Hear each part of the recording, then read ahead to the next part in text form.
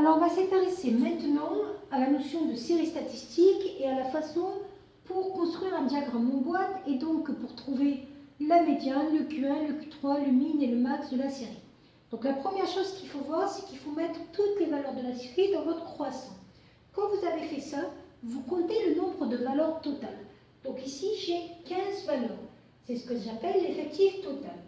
Pour trouver la médiane, il faut que je prenne pile la valeur qui est au milieu. Donc si vous avez 15 valeurs, que vous divisez en 2, ça fait 7,5. Je vais donc avoir 7 valeurs ici, 7 valeurs ici, ça m'en fait 14. Et la 8e valeur de ma série, ça va être la médiane. Donc je compte la 8e valeur.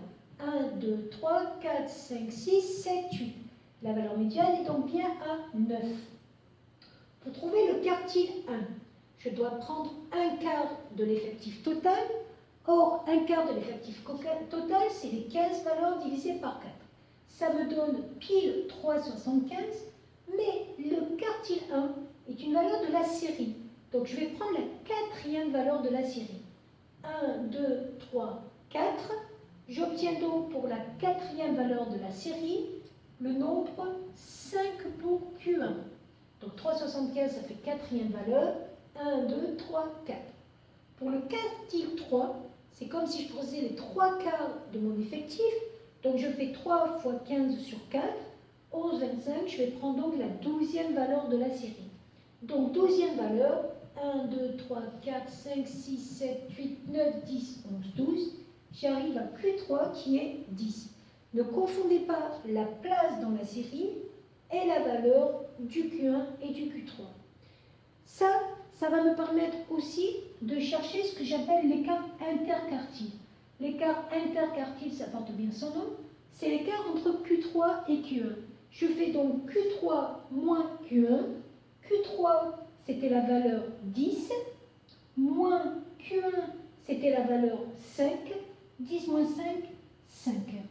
Je peux aussi trouver le min, le max, le min, le max, et faire l'étendue. L'étendue, c'est l'écart entre le max et le min. Donc 12 moins 1, 11. Et à partir de ça, je vais pouvoir construire mon diagramme en boîte. Pour faire un diagramme en boîte, j'ai déjà besoin d'un axe gradué par rapport aux valeurs de votre série. Ça va de 1 à 12, donc de 1 à 12. Puis, je choisis à une ordonnée précise de placer des points caractéristiques. Le min qui était 1, le 12 qui était le max, ensuite le Q1 qui était égal à 5, le Q3 qui était égal à 10, la médiane qui est égale à 9. Et c'est ça que j'appelle un diagramme en boîte. Et on peut voir que l'écart interquartile fait bien 5, c'est l'écart entre 5 et 10, donc ça c'est bien égal à 5.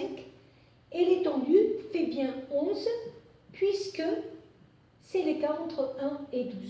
Voilà.